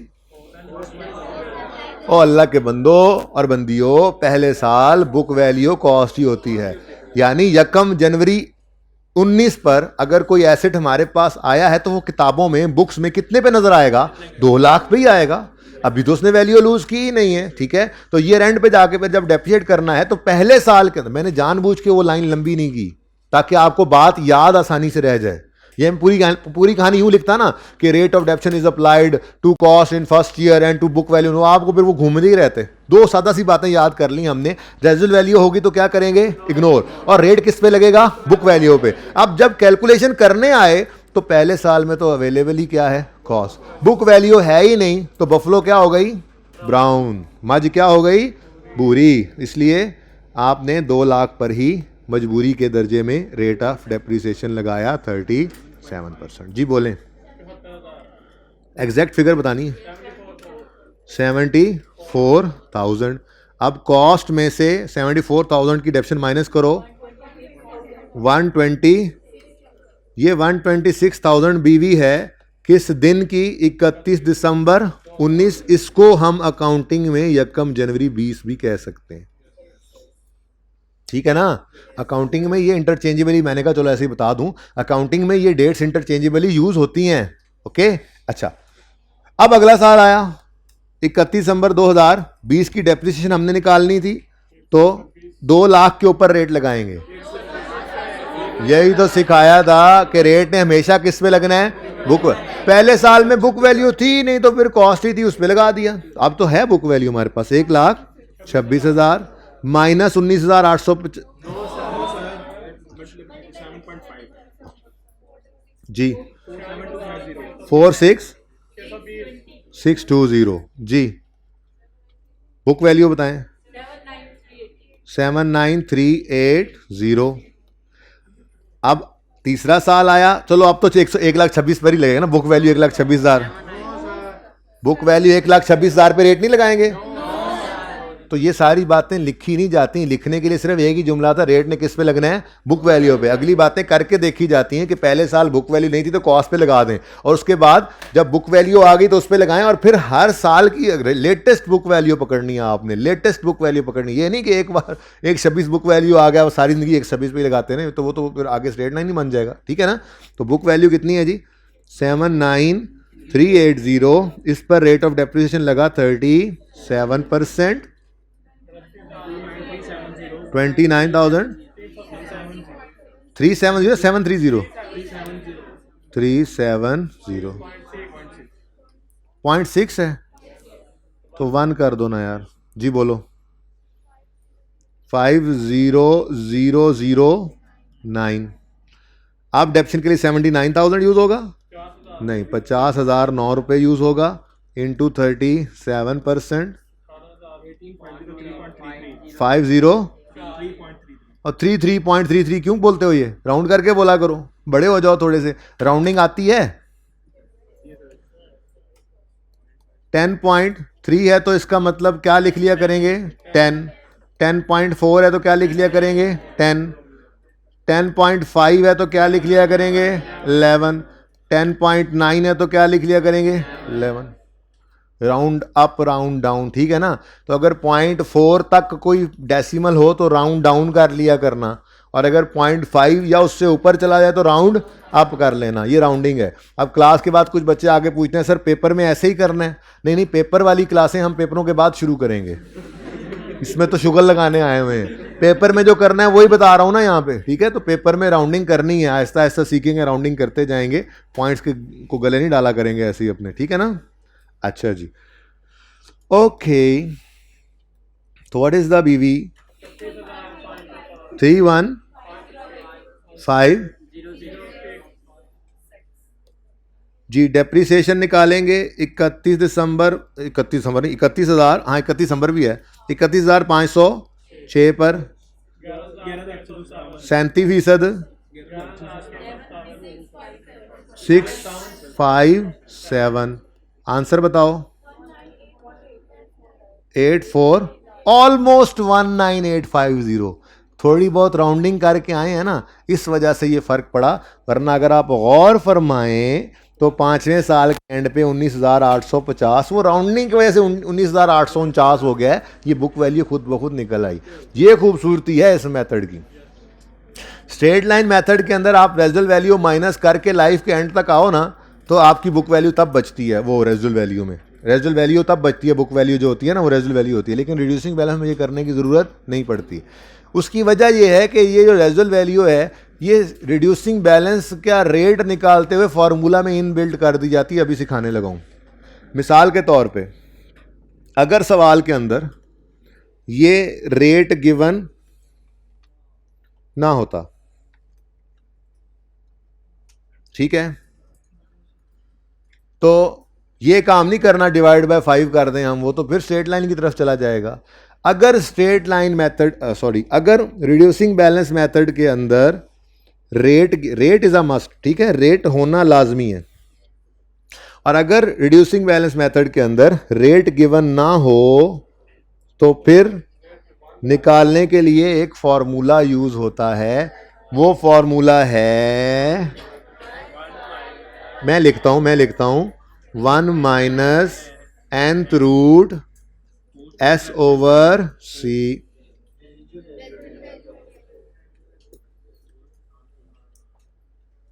कितने बच्चों की वाकफियत है इस फॉर्मूला से? बाकी जिनकी नहीं है ये उनके लिए लिखा है, ठीक है जी। 1 minus nth root s over c। अब क्या क्या है ये? n कहते हैं इसमें यूजफुल लाइफ को,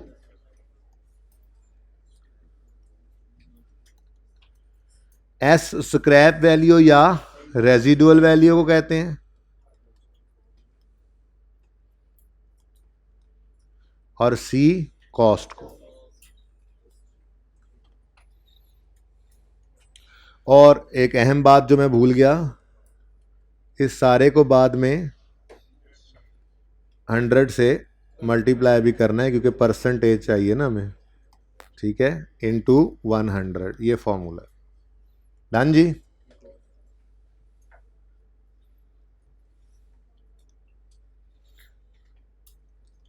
अच्छा, मैं तो ये कह रहा हूँ रेट सवाल में वैसे गिवन था, रेट ना सवाल में गिवन था, लेकिन मैं ये कह रहा हूँ कि रेट लाजमी होना चाहिए। रिड्यूसिंग बैलेंस मेथड में रेट लाजमी होना चाहिए। अगर रेट मिसिंग हो तो यहाँ पर ये नहीं करना 1/5 करके 20% निकाल लें, 20% नहीं निकाल सकते, 20% गलत होगा, वो तो स्ट्रेट लाइन मेथड बन जाएगा।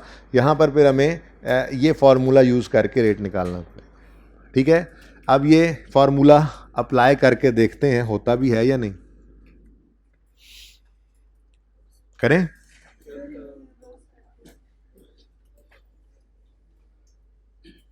वो उधर ही लिख लेता मैं, ऐसे अच्छा था। चलो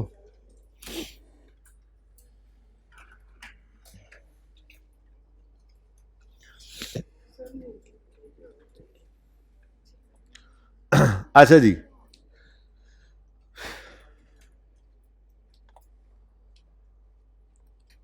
जी मिसाल के तौर पे ये रेट सवाल में मिसिंग होता है यहाँ पे, ठीक है। तो हम इसको निकालने के लिए ये फॉर्मूला यूज़ करते, हम रेट निकालने के लिए कहते जी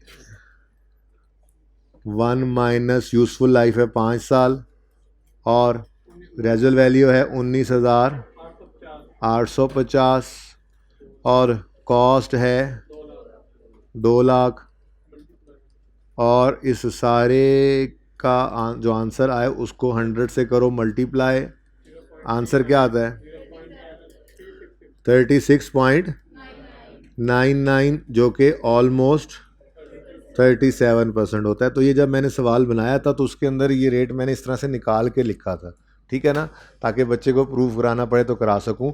तो वो लाइफ में लिखना भूल गया था, लाइफ मैंने लिख दी है, लाइफ 5 साल यूज़ की थी, मुझे याद है सवाल के अंदर, ठीक है ना।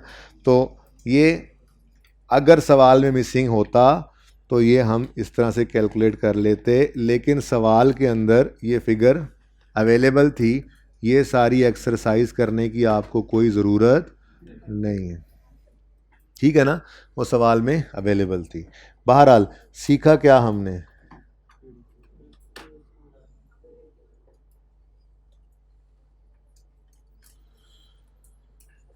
जी सीखा क्या हमने कि रिड्यूसिंग बैलेंस मेथड हो तो सबसे पहली बात रेजिडुअल वैल्यू को क्या करते हैं, इग्नोर करते हैं। और दूसरी बात रेट हमेशा किस पे अप्लाई करते हैं, बुक वैल्यू पे।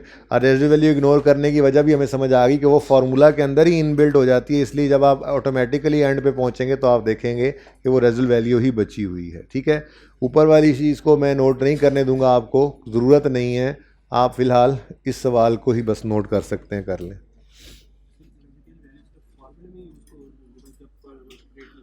अगर रिड्यूसिंग बैलेंस मेथड, भाई का सवाल है कि रेजिडुअल वैल्यू सिर्फ फार्मूला में यूज़ होगी, भाई अगर रिड्यूसिंग बैलेंस मेथड है तो बिल्कुल सिर्फ फार्मूला में ही यूज़ होगी, और अगर रेट निकाल के सवाल ने दे दिया है तो फिर वो कहीं भी यूज़ नहीं होगी, वो सिर्फ आपको परेशान करने के लिए, कंफ्यूज करने के लिए, गलती कराने के लिए दी गई होगी कि आप कॉस्ट में से इसको माइनस करें लाइक स्ट्रेट लाइन, ओके। लेकिन अगर स्ट्रेट लाइन मेथड होगा तो जमाई लेने वाले भाई, स्ट्रेट लाइन मेथड होगा तो फिर रेजुअल वैल्यू को जब जब रिडक्शन कैलकुलेट करेंगे तब उसको कॉस्ट में से माइनस करना पड़ेगा, ठीक है स्टूडेंट। तो एक ही होगा, चेक कर लेना, बेशक डिफरेंट नहीं हो सकते। अगर 10% गिवन है तो मतलब 10 साल लाइफ है, 5% गिवन है तो मतलब फिर उस हिसाब से लाइफ और रेट सेम ही होना चाहिए उसमें।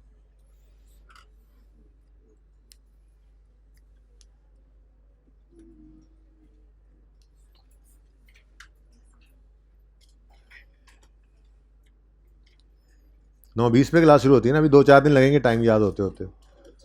25 पे शुरू होती है। आज कितने पे शुरू हुई थी? 9 यार, 26 पे शुरू हुई, अच्छा 9:25 पे शुरू होती है तो 10:25 और 11:05। मुझे क्यों लगता है कि ये काम में टाइम,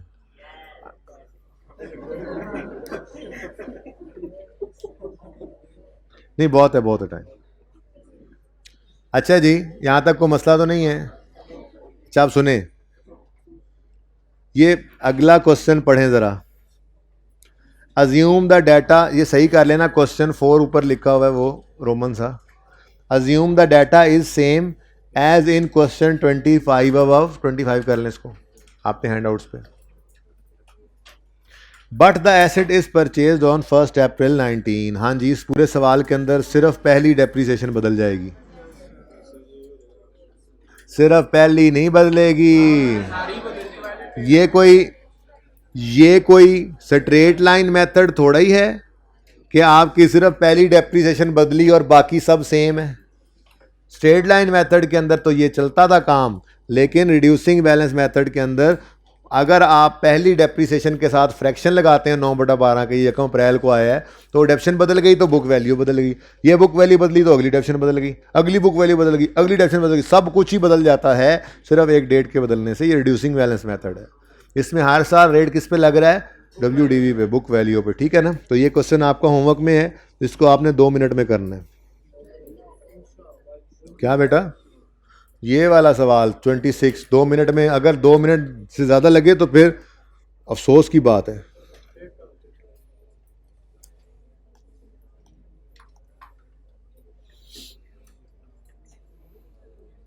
क्वेश्चन 27 ये कल मैं खुद भी करूँगा, प्लीज़ सुन लें। उसकी वजह यह है कि ये सवाल जब तक मैं क्लास में ना करूँ मेरी तसल्ली नहीं होती। ये एक ही सवाल है जिसके अंदर कॉस्ट गिवन है, रेजल वैल्यू गिवन है, लाइफ गिवन है, डेट ऑफ परचेज गिवन है और 4 साल की पूरी लाइफ पे इस एसेट की डेप्शन निकालनी है, स्ट्रेट लाइन मेथड से भी और रिड्यूसिंग बैलेंस मेथड से भी।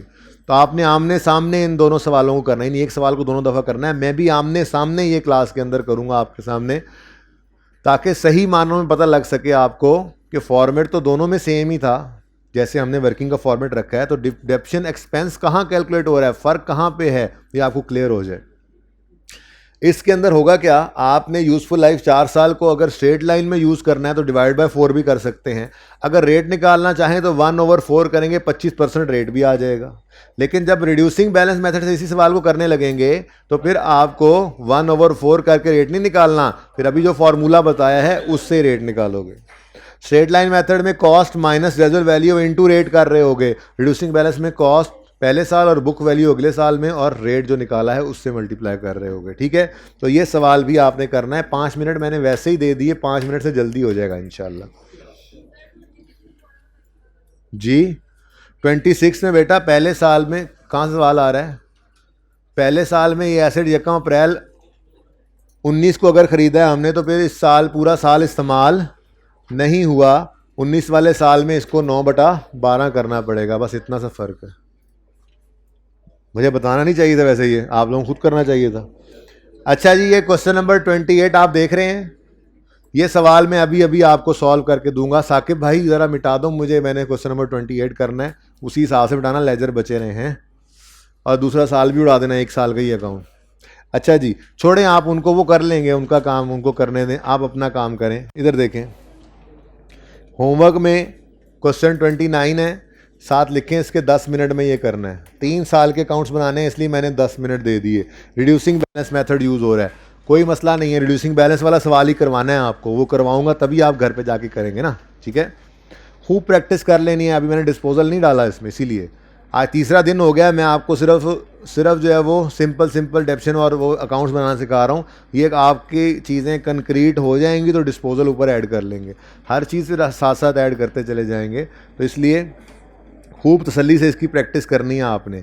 कल आकर मैं एक आध सवाल आपको क्लास में खुद पहले आपसे करवाऊंगा, फिर वो सॉल्व करूंगा, मुझे तसल्ली हुई स्ट्रेट लाइन और रिड्यूसिंग बैलेंस सही है तो कल डिस्पोजल शुरू कर देंगे, वरना फिर डिस्पोजल भी परसों शुरू करेंगे। तो ये आप लोगों के फीडबैक के ऊपर क्लास की स्पीड हुआ करेगी, ये जहन में रखिएगा। जिस तरह से आप परफॉर्म करेंगे वैसे वैसे स्पीड होगी। नहीं पढ़ के आएंगे तो मैं भी स्लो हो जाऊँगा, फिर बस यही टॉपिक चलेगा, फिर महीना डेढ़ यही टॉपिक चलता रहेगा। ठीक है ना, पढ़ के आते रहना ताकि पढ़ते रहें हम आगे। ओके, लिखें 29वें सवाल के साथ लिखें 10 मिनट, 30वें के साथ लिखें 8 मिनट, क्योंकि ये सिर्फ 1 साल का है। अच्छा चलो, क्या याद करोगे, इसके साथ 12 मिनट लिख लो। अब ये 3 साल का है, बस इससे ज़्यादा मैं कुछ नहीं कर सकता, लेकिन ये बहुत ज़्यादा है। जो बच्चे जल्दी कर सकें वो टाइम ज़ाया ना करें। बाकी सब बच्चों ने भी इंशाल्लाह पहुंचना है, स्पीड को तेज़ करना है, यहाँ तक कि मैं 10 मिनट में 5 मिनट में सवाल करवाया करूँगा आपसे। 30th क्वेश्चन 8 मिनट्स में करना है आपने। 31 और 32 5-5 मिनट में कोशिश करनी है, तब तक थोड़ी 2 सवाल करने के बाद प्रैक्टिस भी हो चुकी होगी। ठीक है, ओके, लिख लिया सबने?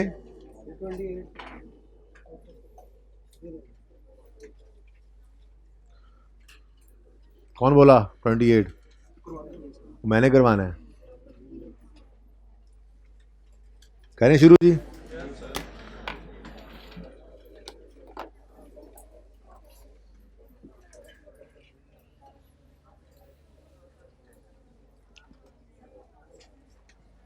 शुरू करें जी, चल। फॉलोइंग बैलेंसेस, ये क्लास बोलती भी बहुत है, खासतौर पे फीमेल स्टूडेंट्स। मैं निकाल देता हूँ क्लास से फीमेल स्टूडेंट्स को भी, चुप करके बैठना है।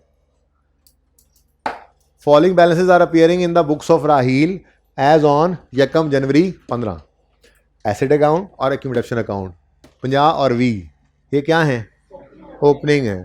तो ये मुफ्त के नंबर तो लें, हैं सवाल होता है नहीं होता, ये नंबर तो लें, क्या ख्याल है जी। तो 1 जनवरी 15 पर ब्रॉड डाउन 50,000 में चल रहा है, चलो अच्छा हो गया ऊपर। और 1 जनवरी 15 पर ये 12 वाला कौन था बदतमीज? 12 कहीं है वैसे आसपास? पता नहीं फिर कहाँ से 12 आया था। अच्छा जी, उसके बाद addition of 15,000 took place on यकम मार्च 2015। बच्चों एडिशन इस तरह से, यार वैसे ये तो कोई बात ना हुई। ज़रा ट्राई करो ना, 2 मिनट हैं आपके पास, 2 मिनट में सवाल पूरा करो। 3 मिनट ले लो, मैं चक्कर लगा के आता हूँ ज़रा हाइब्रिड वाले क्या कर रहे हैं। ये सवाल करो, मैंने करवाना है, जल्दी करो, देखते हैं कौन सही कर लेता है। मेथड रिड्यूसिंग बैलेंस हो गया है, बाल ख़राब हो रहे हैं सबके। अब जो रजिस्टर खुल रहे हैं ना उनकी खैर नहीं है। ये जो अभी शुरू कर रहे हैं, मैं आ रहा हूँ इनके पास, ये आखिरी 3-4 रोज वाले।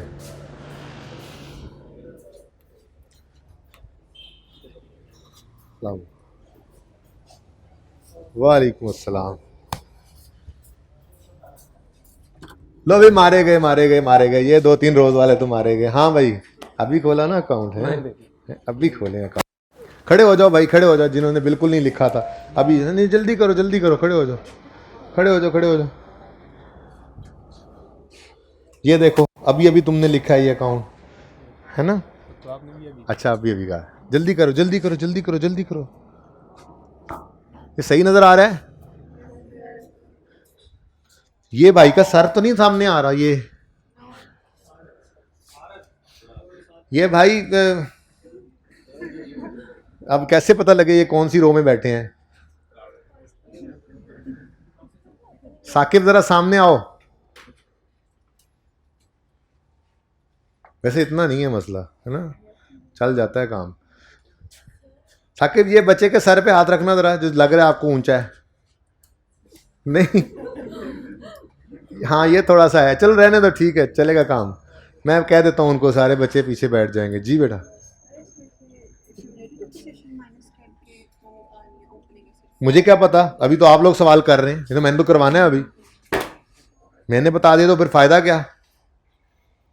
पढ़ लो पढ़ लो पढ़ लो, हाँ पढ़ लो, इसी दफ़ा पास कर लो। अच्छी अटैम्प्ट है, सर्दियाँ भी हैं, दोनों ईदों की छुट्टियाँ भी नहीं हैं, पढ़ाई अच्छी हो जाएगी। बिजली नहीं भी होगी तो पढ़ते रहोगे बैठ के। पढ़ लो इस दफ़ा, अगली बार 2 ईदें भी होंगी सेशन में, गर्मी भी होगी। पढ़ लो पढ़ लो, इसी बार पास करना है ना। ओए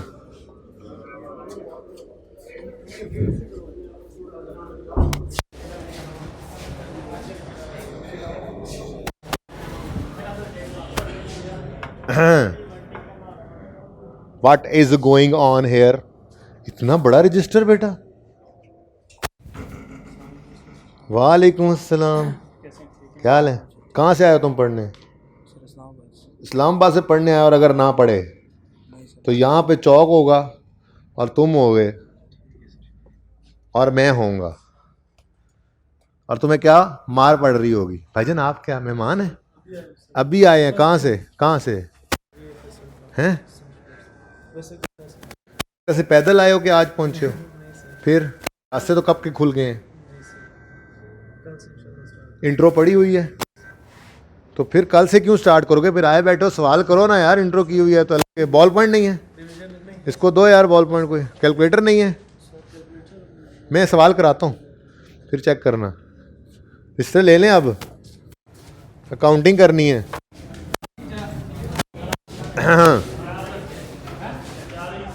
चुप कर जाए यार, चुप कर जाए, मैं क्लास में हूँ, चुप कर जाए। ये आप लोग इतनी जल्दी इधर क्यों आए हुए हो?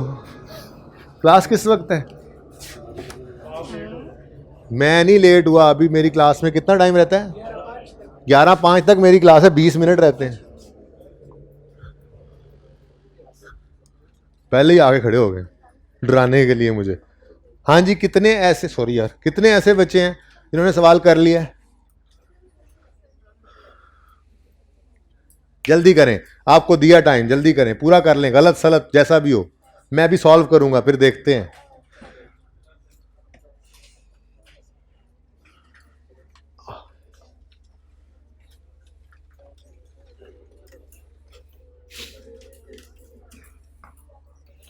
कल थोड़ा सा मुझे कोई 1-2 बातें शायद मैंने तेज़ पढ़ा दी थी आपकी क्लास में, और थोड़ा कम भी पढ़ाया था। वजह आपको बता दी थी, मैं हॉस्पिटल जाना था, ठीक है ना। तो आज थोड़ी सी कसर निकाल ली, उनको कम पढ़ाया मैंने 20-25 मिनट, तो वो आपके लग गए इधर, बराबर हो गया अब हैं। कंफर्टेबल हो ना, मसला तो नहीं है?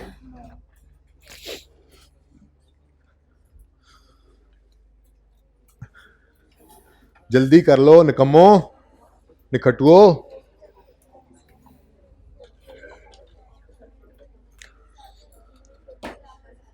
डन।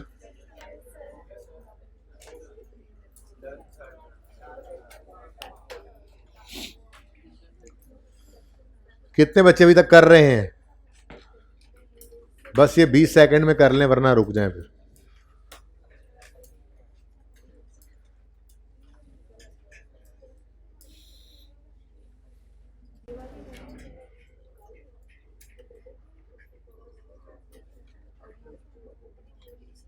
साकिब पहली क्लास 9:05 पे खत्म होती है, 10 पे? 9:10 पे खत्म होती है। बच्चों ने मुझे फ्रॉड लगाया हुआ है, 5 मिनट वहां से वो निकाल लेते हैं, बदतमीज। मुझे लग गई समझ, याद आ गया मुझे। जब भी मैं पूछता हूँ कहते 9:05 पे क्लास खत्म होनी। आपकी कितने बजे खत्म होनी है? 11:05 पे?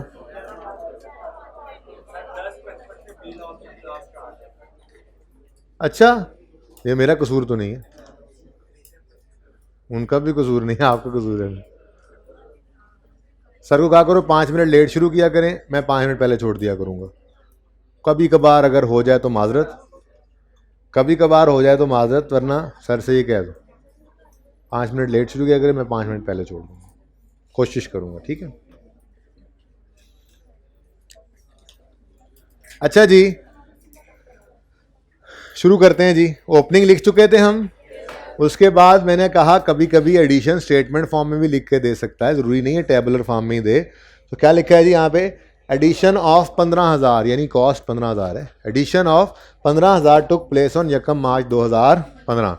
तो एडिशन की एंट्री बोलें,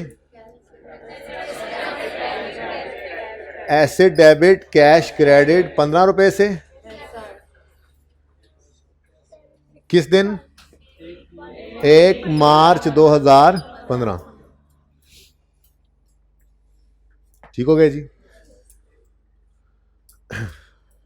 बस एक ही एडिशन है, डेप्रिसिएशन करें अब, उसके बाद क्लोज कर देंगे जी। तो फॉर द ईयर एंडेड 31 दिसंबर 15 हम डेप्रिसिएशन निकालते हैं। सबसे पहले ओपनिंग। अच्छा, अब एक मसला है, वो मसला ये है कि अभी तक हम जितने सवाल कर चुके, मैंने करवाए या आपने घर पे किए, स्ट्रेट लाइन मेथड के थे, जिनमें जौन सा मर्जी साल एसिड्स का हो, हमने उसूल क्या बनाया हुआ था, रेट ने किस पे लगना है? कॉस्ट पे। तो यहाँ हम ले लिया करते थे opening cost of all acids, लिखा भी हुआ है अभी तक। लेकिन रिड्यूसिंग बैलेंस मेथड में इस 2 लाख पे हर साल रेट नहीं लग रहा है, गौर कर रहे हैं? हर साल कॉस्ट पे रेट नहीं लग सकता, सिर्फ पहले साल कॉस्ट पे रेट लग सकता है। उसके बाद हमें क्या चाहिए होती है? Book value.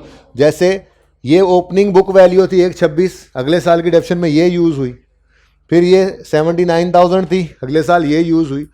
तो इसका मतलब पहले साल के अलावा हमें क्या चाहिए होगा? रिड्यूसिंग बैलेंस मेथड के लिए रेट लगाने के लिए क्या चाहिए हुआ करेगा? Book value. अब ओपनिंग एसेट्स का मतलब ही क्या है?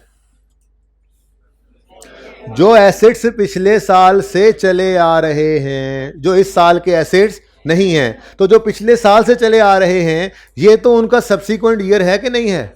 ये उनका पहला साल है या दूसरा, तीसरा, चौथा होगा? पहला नहीं है, पहला नहीं है। ओपनिंग वाले एसेट्स वो हैं जो पिछले किसी साल, पिछले साल आए या उससे पिछले साल आए या उससे पिछले साल आए, हमें नहीं पता, इस साल के नहीं है, पिछले साल से रिलेट करते हैं। ओपनिंग का मतलब ही है पिछले साल क्लोजिंग में हमारे पास मौजूद थे। तो अगर ओपनिंग एसेट्स हैं तो फिर इनका तो सब्सीक्वेंट ईयर है, इनकी तो डेप्रिसिएशन निकालने के लिए कॉस्ट पे रेट नहीं लग सकता। हमें क्या चाहिए? Book value. क्या चाहिए? Book value. और बुक वैल्यू निकालने के लिए पहले तो ये देख लेना, यहाँ पे क्या चाहिए हमें? कॉस्ट की बजाय book value of all assets. ये फर्क पड़ा, वाहिद फर्क अभी तक ये पड़ा है। पूरे सवाल को हम उसी तरह से करके आ गए थे, कोई फर्क नहीं था सिवाय इसके, ठीक है? अब बुक वैल्यू निकालने का फॉर्मूला बताया हुआ है आपको। क्या फॉर्मूला है? कॉस्ट माइनस, तो कॉस्ट माइनस एक्यूमुलेटेड। मैंने आपको यह बताया था कि बुक वैल्यू जिस दिन की चाहिए हो, कॉस्ट में से उस दिन तक की डेप्रिसिएशन को माइनस कर देना। बुक वैल्यू जिस दिन की चाहिए, कॉस्ट में से उस दिन तक की बुक एक्यूमुलेशन को माइनस कर देना। मतलब अगर आपको क्लोजिंग डेट पर बुक वैल्यू चाहिए तो कॉस्ट में से माइनस कर दोगे क्लोजिंग डेट तक की बुक एक्यूमुलेशन को, और अगर आपको ओपनिंग डेट पे बुक वैल्यू चाहिए तो आप कॉस्ट में से माइनस कर दो ओपनिंग डेट तक की एक्यूमुलेटेड डेप्रिसिएशन। अब हमें कौन सी बुक वैल्यू चाहिए? ओपनिंग। इधर देखो, जैसे यहाँ पे मैंने आपको बताया था, पिछले साल की जो बुक वैल्यू है अगले साल की डेप्शन में उसने यूज होना है जो पिछले साल के एंड पे थी, ठीक है ना। तो आप पिछले साल के एंड या इस साल के स्टार्ट में अगर बुक वैल्यू निकालनी है तो वो कैसे निकलेगी? Opening cost of all assets में से माइनस करेंगे opening accumulated depreciation of all assets. अब opening cost of all assets कहां पड़ी है? एसेट अकाउंट एट कॉस्ट बन रहा है, तो ये ओपनिंग कॉस्ट सारे एसेट्स की पड़ी है, बोलो। और opening accumulated depreciation of all assets कहां पड़ी है? ये एक्यूमुलेशन अकाउंट के अंदर ओपनिंग पड़ी है। तो ये 50 और 20 को नेट करेंगे तो क्या आ जाएगा? Opening book value of all assets, ठीक है। तो हम, ठीक है, 30 आता है लेकिन मैं फिर भी लिख रहा हूं cost, opening cost of all assets, समझ आ रही है, minus opening accumulated depreciation of all assets, ठीक है जी, इनटू रेट। फ्रैक्शन लगेगा। ओपनिंग एसेट्स सिर्फ वही एसेट्स वही पड़े होते हैं जो साल के पहले दिन से आखिरी दिन तक हमारे पास इस्तेमाल हो, ठीक है। तो 6006 डन। ये सिर्फ इतना सा फर्क आया। यहां पे ओपनिंग आसानी चल रही थी, स्ट्रेट लाइन मेथड में आसानी थी, कॉस्ट पकड़ते थे रेट लगा देते थे। यहां पे आसानी नहीं, थोड़ी सी मुश्किल आ गई। क्या? कॉस्ट की बजाय क्या चाहिए? बुक वैल्यू निकालना कौन सा मुश्किल है? यहां पहले सिर्फ कॉस्ट लेते थे, अब इस कॉस्ट में से इस डेप्रिसिएशन को माइनस कर दो, इस दिन की बुक वैल्यू आ जाएगी, इस पर रेट लगा दो। मसला क्या है? समझ आ रही है? डन। नेक्स्ट क्या है? एडिशंस के ऊपर डेप्रिसिएशन लेनी है जी। एडिशन कितने हैं? एक ही एडिशन है, उसकी कॉस्ट कितनी है? लेकिन हमें रिड्यूसिंग बैलेंस मेथड में बुक वैल्यू चाहिए। पहले साल में बुक वैल्यू कॉस्ट ही है, ठीक है ना। छोड़ दो फिर उठाएंगे, ठीक है। तो 15 माइनस रेजुअल वैल्यू करेंगे। अवल तो गिवन नहीं है, गिवन होती भी तो क्या करते? इग्नोर करते। तो ये बार बार चीजें बस रिवाइज करनी है, 1-2 दिन में चीजें याद हो जाएंगी, ठीक है जी। 3 लिख लो, 3 क्यों? पूरा साल इस्तेमाल नहीं हुई, जनवरी फरवरी में तो ये मशीन, ये एसिड था ही नहीं हमारे पास, ठीक है। 10/12 5 8.5 क्या आ गया? Depreciation expense for the year. इसकी entry depreciation expense debit accumulated depreciation. ना अकाउंट बनने में कोई फर्क है, ना डेप्शन एक्सपेंस की एंट्री में कोई फर्क है, ना एसिड खरीदने में कोई फर्क नहीं है, सिवाय ओपनिंग डेप्रिसिएशन को। डेप्रिसिएशन की कैलकुलेशन में फर्क है जी, सिर्फ ओपनिंग के वक्त भी और एडिशन पे भी फर्क है। फर्क क्या है? अगर रेजुअल वैल्यू गिवन होती तो इग्नोर करते, स्ट्रेट लाइन में इग्नोर ना करते, बस इतना सा फर्क है। बाकी देखो सारा सवाल वैसा, लेजर वैसे, एंट्रीज वैसी, सब कुछ सेम है, ओके। तो फर्क आपने आइडेंटिफाई करते रहना है, मसला नहीं होगा कभी भी इंशाल्लाह, ठीक है जी। 31 दिसंबर 15 पर, ये 15 लिखने की मैंने कोशिश की थी, 65 और 31 दिसंबर 15 पर 28.5। 2015 सिर्फ एक ही साल है। डेप्शन एक्सपेंस फॉर द ईयर है 8.5। एसेट का क्लोजिंग, एक्यूमुलेटेड डेप्शन का क्लोजिंग, बुक वैल्यू। कितने बच्चों का ये सवाल सारा सही हो गया था? अब पहली बार आपने खुद सही किया है, बाकियों का इंशाल्लाह बाद में सही हो जाएगा, ठीक है जी। इंशाल्लाह होमवर्क वाले सवाल सही हो। तो होमवर्क क्लियर है सबको? होमवर्क जी। अगर एक्सट्रैक्ट्स ना पूछे हो तो कतन नहीं बनाने, एक्सट्रैक्ट सिर्फ तब बना जो रिक्वायर करेगा वही, अभी तो मैं सिखा रहा हूँ तो मैं सब कुछ ही कर देता हूँ, वरना जो रिक्वायर्ड होगा सिर्फ वही बनाएंगे, एक्स्ट्रा काम हमने बिल्कुल नहीं करना पर्चे में। ठीक है जी। जी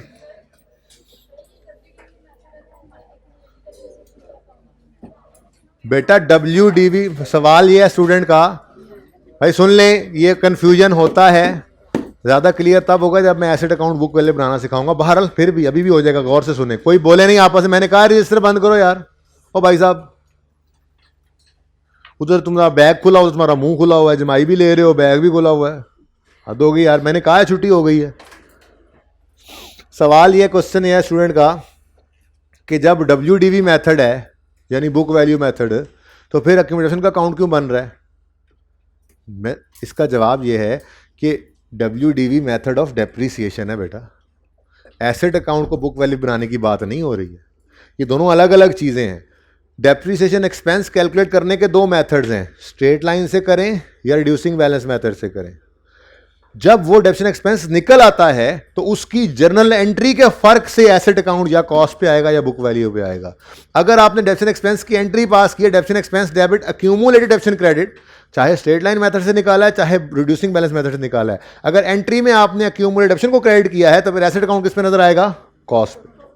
और अगर आपने मेथड ऑफ डेप्रिसिएशन जो मर्जी है, मैंने थोड़ी देर पहले कासिम वाला सवाल करवाया था, उसमें स्ट्रेट लाइन मेथड था, 30-30 रुपए की बराबर डेप्रिसिएशन थी, लेकिन उस डेप्रिसिएशन की एंट्री को मैंने क्या कर दिया था? एसेट अकाउंट में क्रेडिट कर दिया था, तो एसेट अकाउंट बुक वैल्यू पे चला गया था। तो ये दोनों डिफरेंट चीजें हैं। मैंने आपको मेथड ऑफ डेप्रिसिएशन चेंज करवाया है, एसेट अकाउंट को मैंने कॉस्ट पे बनाया हुआ है अभी। तो डेप्रिसिएशन एक्सपेंस जिस मर्जी मेथड से निकले, स्ट्रेट लाइन से निकले, WDV से निकले, आउटपुट मेथड से निकले, सम ऑफ ईयर डिजिट से निकले, डेप्रिसिएशन एक्सपेंस जिस मर्जी मेथड से निकले, इसकी जर्नल एंट्री ये डिफाइन करेगी कि एसेट अकाउंट कॉस्ट पे रहना या बुक वैल्यू पे। अगर डेप्रिसिएशन एक्सपेंस जिस मर्जी मेथड से निकला है, उसकी एंट्री आपने पास की है depreciation expense debit accumulated depreciation credit, तो फिर एसेट अकाउंट किस पे बन रहा है? कॉस्ट पे। और अगर आपने डेप्रिसिएशन एक्सपेंस की एंट्री पास की है depreciation expense debit acid credit, तो फिर एसेट अकाउंट किस पे बनेगा? बुक वैल्यू पे। ठीक है, ठीक है जी, आज के लिए इतना ही। होमवर्क करके आइएगा लाजमी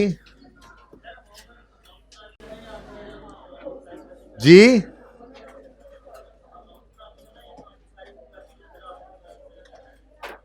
भाई होमवर्क में लिखा हुआ है, रिक्वायरमेंट्स लिखी हुई हैं, इसमें डेप्रिसिएशन कैलकुलेट करनी है, इसमें अकाउंट बनाने हैं, रिक्वायरमेंट पढ़ना ना मेरे चांद, रिक्वायरमेंट पढ़ोगे उसमें लिखा होगा क्या करना है। ठीक है, ठीक है जी, अल्लाह हाफिज।